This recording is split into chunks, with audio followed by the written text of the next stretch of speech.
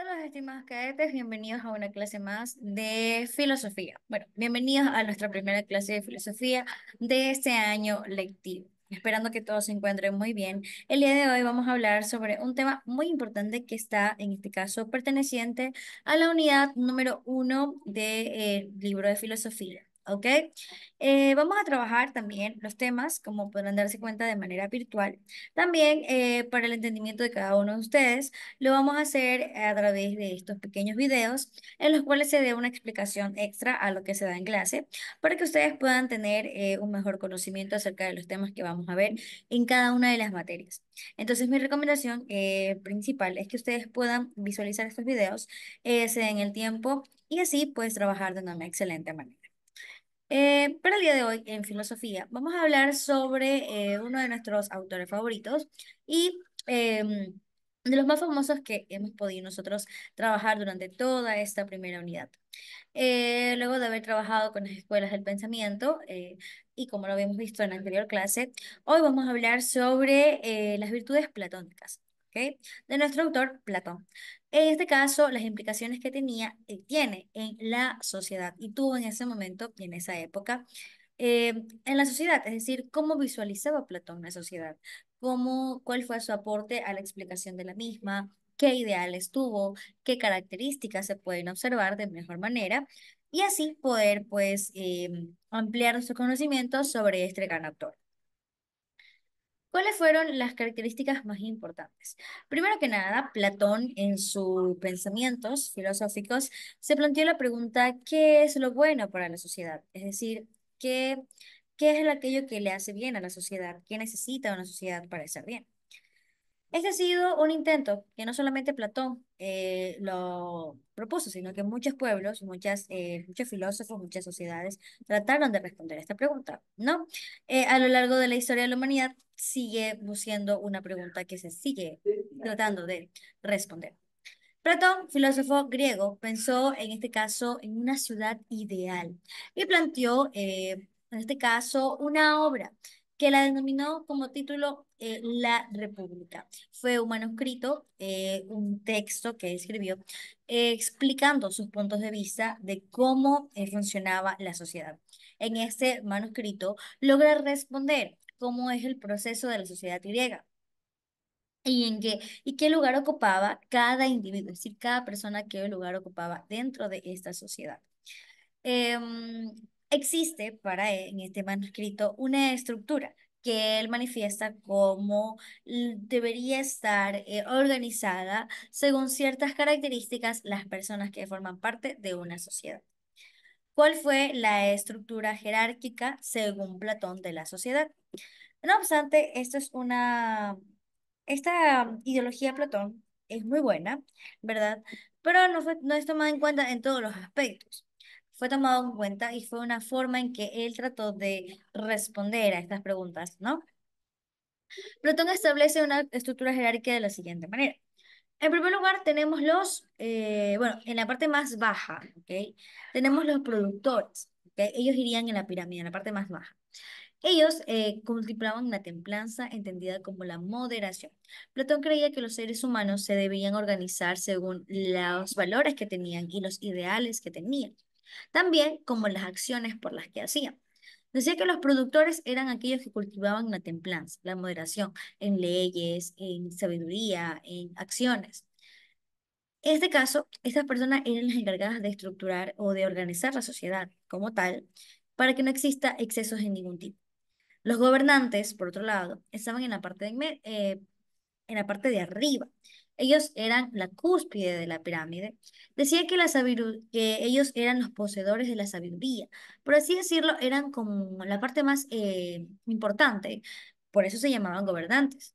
Ellos eran los poseedores de la sabiduría y eran los filósofos, ¿ok? Determinaban la práctica de la justicia y de la prudencia.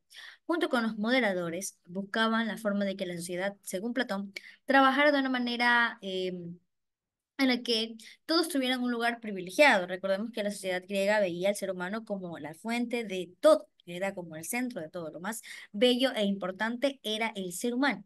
Entonces, según Platón, y siguiendo estos principios, decía que la sociedad debería estructurarse de esa manera. y por eso los gobernantes, que eran los filósofos, practicaban la justicia. Por otro lado, teníamos en la parte de en medio los guerreros, que se consideraban como la fortaleza, que significaba, en este caso, la defensa de la ciudad.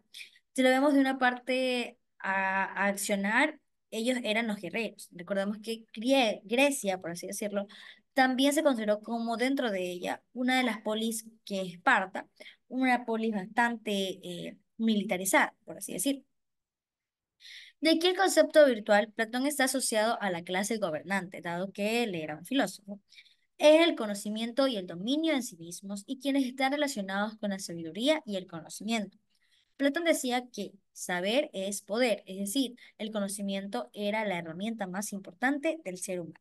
Y el que no sabía, pues no podía ser parte de los gobernantes, el que no tenía un conocimiento, el que no podía razonar o tener un diálogo racional con otra persona. Existen algunas ideas o teorías, ¿verdad? Que Platón estableció. Hizo una diferenciación entre dos cosas importantes, la teoría de las ideas y, en este caso, que se divide dos cosas, como por ejemplo el mundo de las ideas y el mundo sensible. Esta teoría causó mucho revuelo, por así decirlo, tuvo mucha influencia, dado que por la explicación que le daba Platón. La propuesta filosófica desarrollada por Platón tiene como tal la teoría de las ideas. Consideraba la posibilidad del conocimiento verdadero que se construye desde ideas absolutas, que por lo tanto constituye realidades inmutables, es decir, una verdad absoluta y una realidad que no se puede cambiar. De esta forma propone la distinción entre estas dos cosas. El mundo de las ideas, que es la realidad verdadera, absoluta e inmutable, es decir, lo que nosotros observamos, lo que vemos en nuestro alrededor, esa es la realidad. Pero hace la diferenciación entre el mundo sensible, que es la realidad que habitamos y lo percibimos por nuestros sentidos, es decir, algo que es objetivo y algo que es subjetivo, algo que es general y todos podemos ver a algo que yo solo puedo ver. O sea, por ejemplo, estoy aquí en un lugar, todos podemos ver las características de este lugar, pero tal vez solo yo, base en mis sentidos, base en mis conocimientos y base a lo que yo observo y he palpado, puedo decir que puede ser un lugar diferente al que ellos también estén observando. Puede ser que tenga otra perspectiva. Este mundo es en este caso sensible, según Platón. Es una imitación al mundo de las ideas, porque nosotros todo lo que percibimos como propio o subjetivo es algo que ya vimos en otro lado o lo que ya hemos vivido en otros espacios. El conocimiento es el camino que nos asciende hacia el bien.